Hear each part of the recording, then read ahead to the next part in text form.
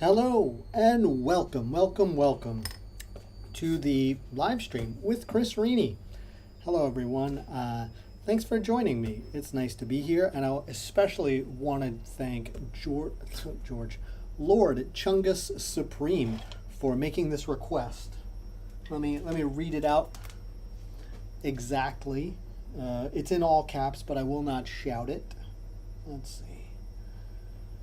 Alrighty. Today's stream title is What are some things you miss most about New York City and some things you are glad to be rid of now living in Denmark? Let's go to the videotape. I've been watching some Olympics, so I'm going to just be doing some kind of Simone Biles work right now. Hope you enjoy it. So, for those of you who don't know, I lived in New York City for 43 years, my entire life, up until that point. And then my wife was, offered a position within her company at the time in Denmark. And she asked me, what do you think? What do you think about Denmark? And I said to her, I don't think about Denmark at all. But I agreed, and we moved, and it has been a pretty wild ride. What do I So let's see. What do I miss most about New York City? I would say that I definitely, not only did I move to Denmark, we ended up not living in Copenhagen, which we had initially thought was going to be the case. It just didn't work out though. Our kids ended up in a school in this rather relatively small village, about 20 miles west of Copenhagen, called Roskilde, and they liked the school very much. And one thing I've learned is if your kids like where they are, you just got to roll with it. So that's what we did. We moved to Roskilde instead. So I would say the first thing that I miss about New York is just the raw variety of people, cultures. I definitely live in a monoculture. I miss and more than, culture, different colored people, different types of everything. I miss the anonymity that comes with big city life. This is something that is kind of hard. I've noticed that it's kind of hard for people in Denmark to understand.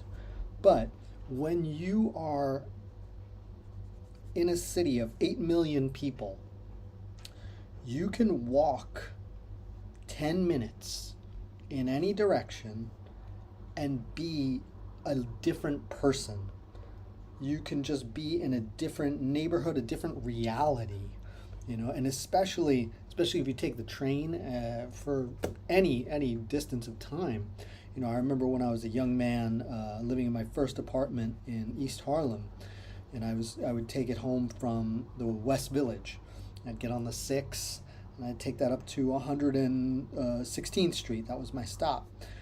But it was kind of a running joke that, like, go, what is it, 77th, 86th, 96th, boom, 96th Street. That's it. All the way people get off. That was the joke with everybody on the train. Like, there they go. Let me move this over here. We can see a little better. Where we? Yeah, in the corner. The neighborhood changed in just that one stop. You could see demographically everything would be different. So I lived in East Harlem, and I was very much like an East Village rock and roll type guy. I was in a band. I was having a good time doing that, but I could not afford to live like in some cool neighborhood. I had a nice, really nice 2-bedroom apartment in East Harlem for like $1,200. I got it in 2002. That is you don't let go of that. You don't let go of things. Anything real estate related in New York City.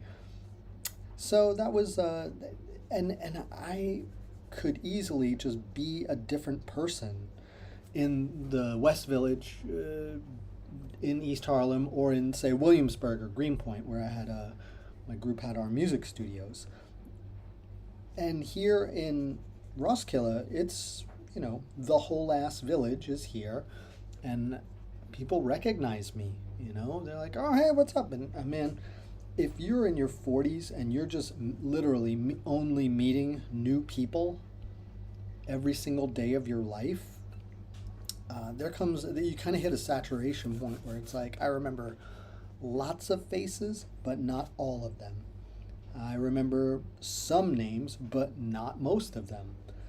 That is kind of a challenging aspect of life these days. Like, I got a lot to remember, and some of it I care to, and some of it I really don't want to have to deal with. But you just do. You just do. So, but I moved here literally for new experiences.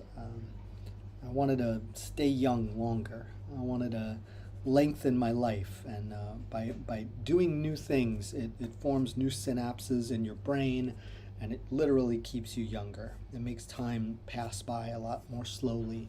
So that is part of why I agreed to go on this big adventure.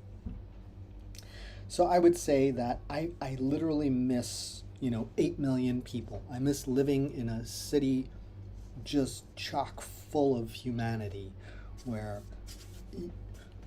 you can be invisible in a crowd. I like that. I like being kind of floating in the ocean, the ocean of humanity that is New York City. One really cool thing I learned from growing up there is that in a city of that big, every single day, somebody, one of your neighbors, is having either the best or the worst day of their entire life, and it's happening perpetually. And that might be overwhelming for some people, but for me, I find it very rewarding, stimulating, almost humbling, all that stuff. So number one, I miss everybody. I miss the everybodyness of it all. Number two, I miss the weather. New York has rather extreme weather. Extremely hot. Up in the hundreds. Easily over 90 every single summer. And it gets really cold. They have really big snow storms. Most years. Now with climate change, it's not quite the same as it was when I was growing up, but especially the first 30 years of my life, you could really rely on, you're getting some big snow, and that was really cool. It was a really cool part of life. My kids don't get to experience it the same way, so that's that. The weather here is sucky. The Danes hate it. That's one of their favorite things to do is complain about the weather. With that said, I find their crazy extreme sunlight stuff that happens here fascinating. We are,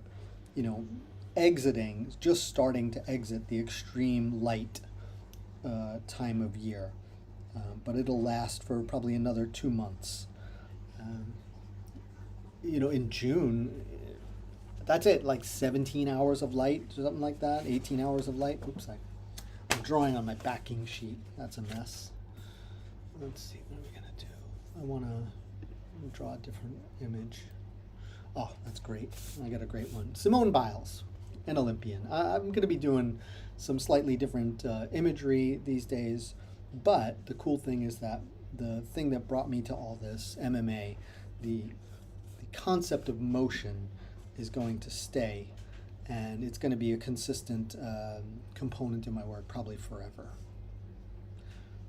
So yeah, the weather is weird. It's never that hot and it's never that cold, which you would think is cool, but it's not, because it rains a lot.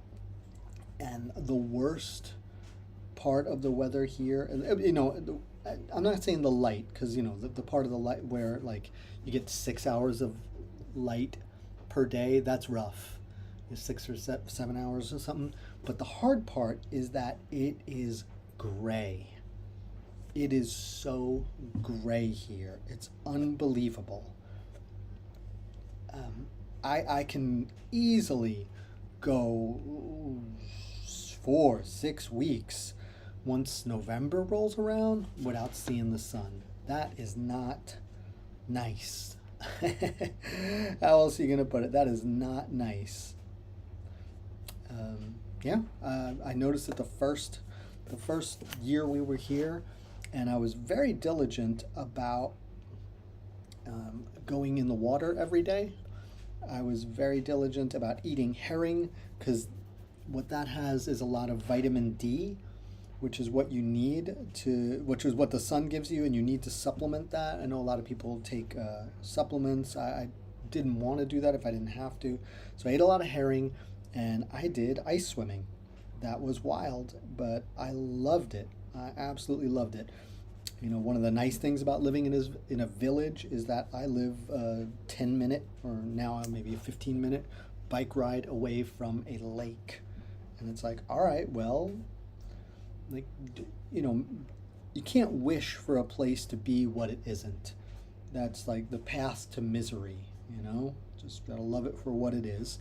So I joined the ice swimmers. Well, the thing is, we met a bunch of Danes, and we would say about half of them do the ice swimming or, you know, some form of water. Yeah, they get in the water every day of the year. That's the best way to put it. They're like, yep, I go in the water. And older people, you know, people who are just like in it, you know, living that life. You're like, wow, that's amazing. And then the other half of the Danes we met are like, those people are crazy. So we decided to join the camp of people who do it. And I got to admit, I loved it. It made me feel alive. It made me feel like, I don't know, like I got away with something. That's the best way I could put it. Like I'd bike out to the lake, especially the first year with my wife in the mornings around 6 a.m.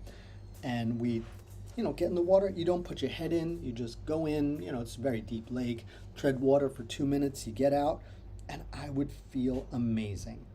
I'd feel like I got away with something, like I am alive. I don't know how that happened, but it did. Loved it. Second winter here, I did not do that.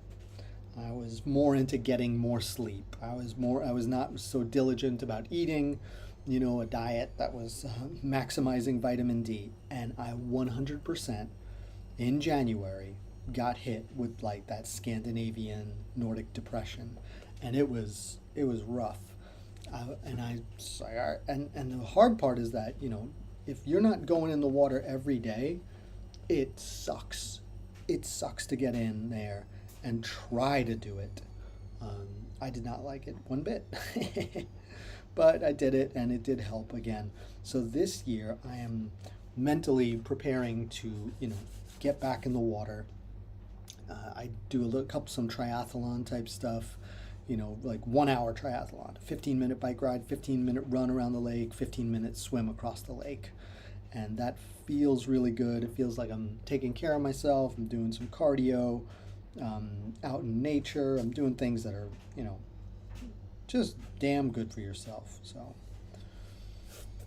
that's where I am. So this is something amazing about it, you know.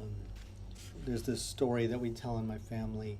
The first time we ever took our daughter to a baseball game, you know, took her to see the Mets, and she looked down at the field and was like, oh, can I go play there? And we realized that it was so rare for her to see like a giant field of grass.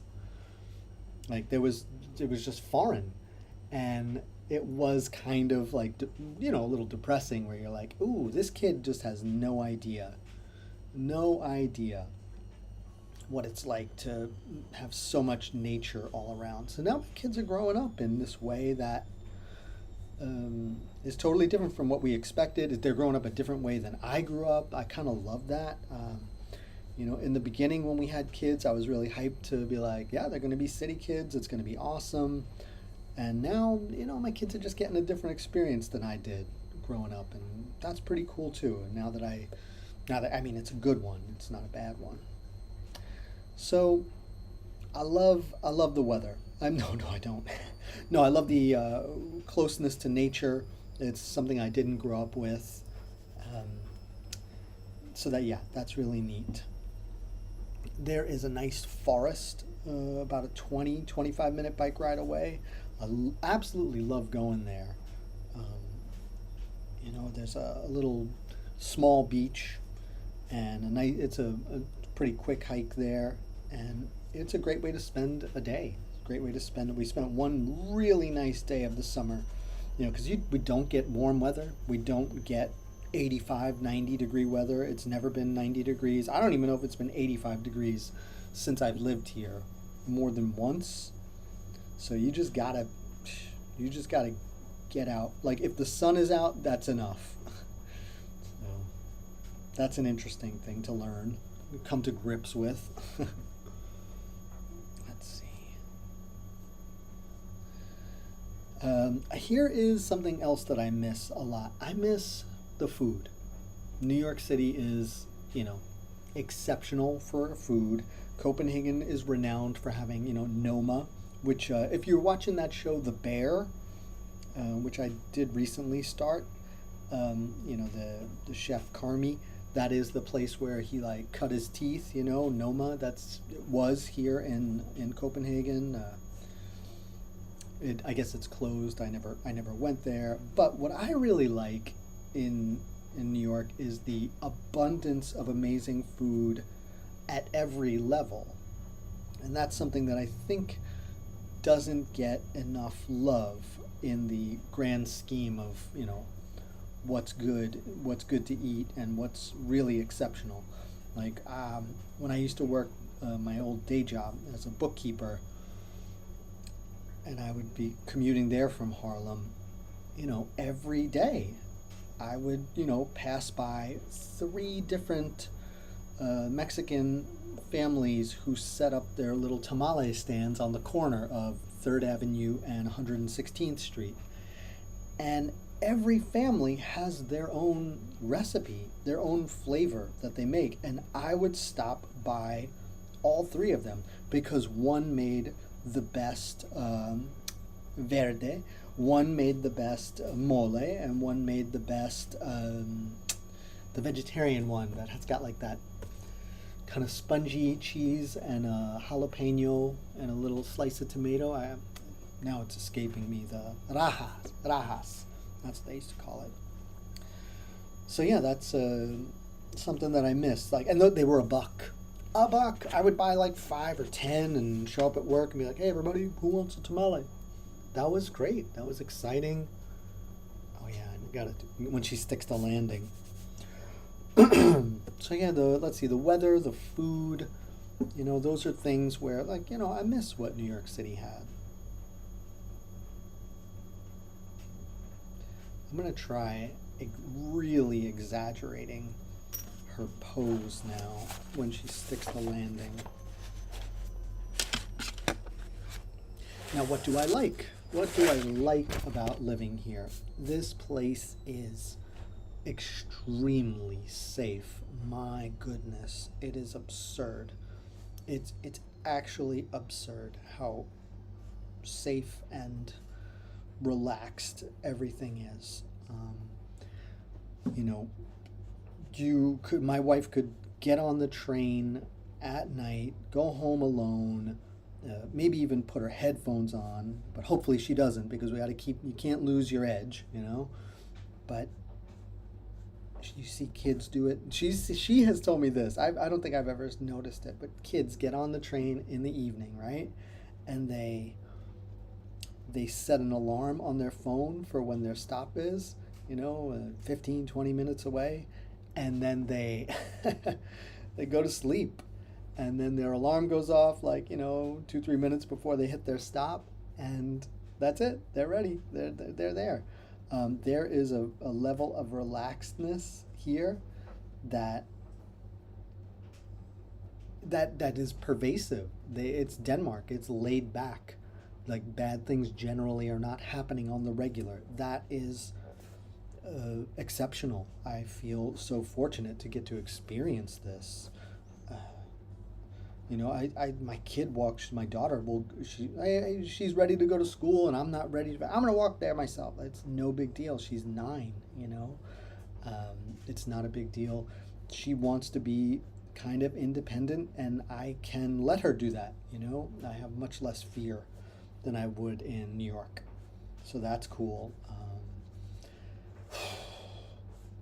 There are weird things like I think for her birthday last year, I, you know, hosted a, what is it, like a paint and kind of birthday party at like a ceramic shop, and I just picked up a bunch of kids and walked them there, and it was no big deal. There was no like weird insurance worries or safety stuff. It was just like, yeah, Chris is picking your kid up, the American guy, and everything's going to be fine.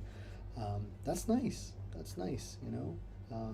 I'm friends with this Brazilian guy who married a Danish woman, and he and I have kind of commiserated over like, yo, man, life is easy here. You can't knock it. And I'm also friends with a Mexican guy who's married to a Danish woman, and it's like we all experience this thing of like, yeah, man, it's rough not having your friends here. It's not easy. Being a guy, a man in your 40s, like it's not easy making friends. And Danes are notorious for not being friendly or letting you into their lives. There's a joke that like Danes have a dinner table and there's a chair for each friend in their life, and once every chair has been filled, they do not buy another chair. They don't let anyone else in. It's just done. And I have experienced a little bit of that. I met this guy, and I really fucking vibed with him. It was like, oh yeah, we're cut from the same cloth. We're into similar music, just similar vibe and everything. And we just can't get together. We just can't hang out. Nothing ever works out. And there's a part of me that just feels like there's no room. There's just no room, which is, a bummer. So I definitely go through periods of loneliness or feeling like, damn, I wish I had somebody to hang out with. I wish I had somebody to talk to. I wish I had somebody to share this with. Like when I go to the lake, I go by myself, a lot. So that's not so easy, but my kids are happy.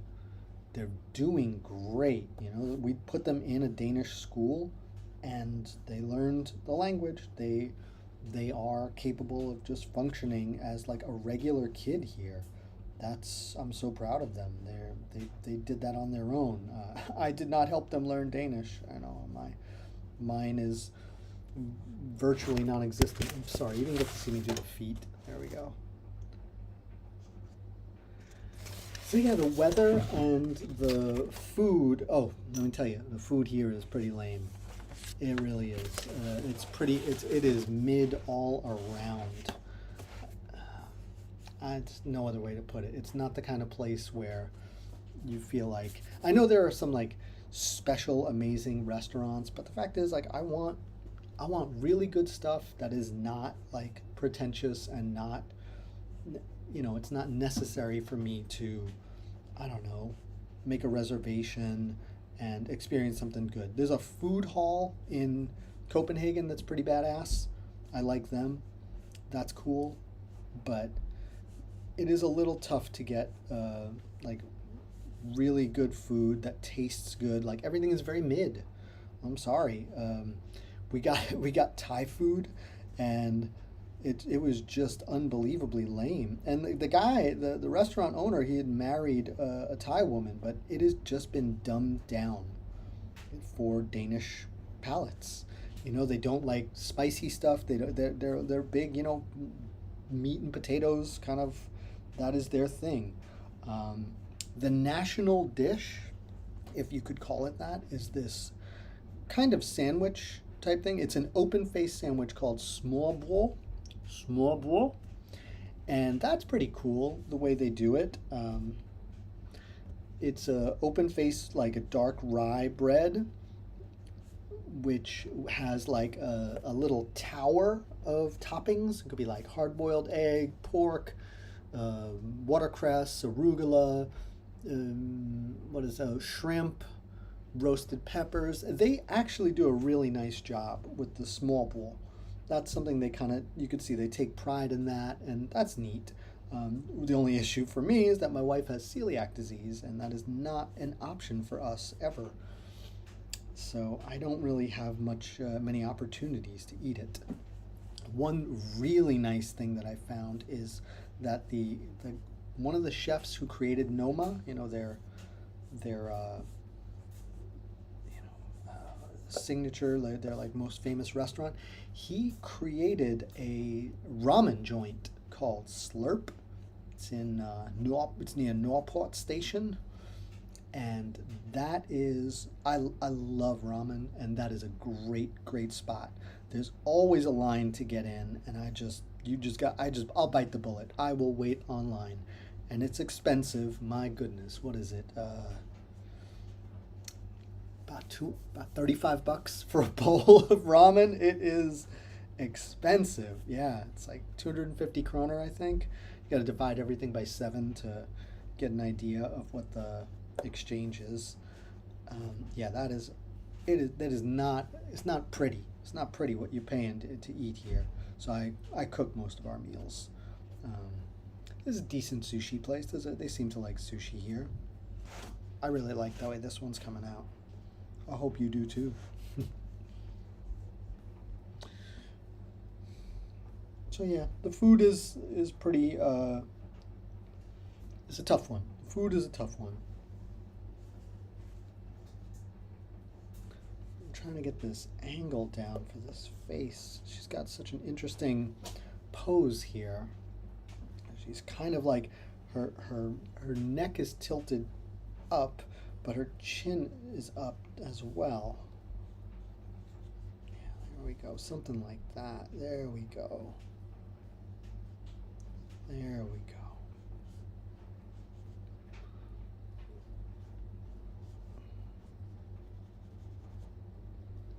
And of course, the little. Have you been watching the Olympics? I'd love to hear what you've been into, what's been good. If you want me to draw anything from the Olympics, I'd be happy to. I'm kind of in a free zone right now in my life. I can draw whatever I want. I'm working on some cool landscape stuff that I'm going to make. What is it called? I'm going to make some Christmas product. Some wood engraved stuff. So that's going to be badass. That's what you're going to see in the coming weeks. I just had a really awesome tutorial at the maker space over here. They taught me some awesome things, how to use this massive laser, and I'm going to be able to do some landscapes, fight scenes, everything. I think I'm going to wrap it up here. I want to thank you very much for joining me. I will be back. I want to see if I can draw again tomorrow. There's some really cool fights coming up at the UFC event. Did you watch UFC 304? Did you enjoy it? Hit me up at, if you want to email the live stream with a question, chris.rini@gmail.com. Thanks for joining me. Make sure to like and subscribe. I will be back, if not tomorrow, definitely 2 or 3 days next week. Thanks. Be well. Thanks for sticking with me. I will stick with you.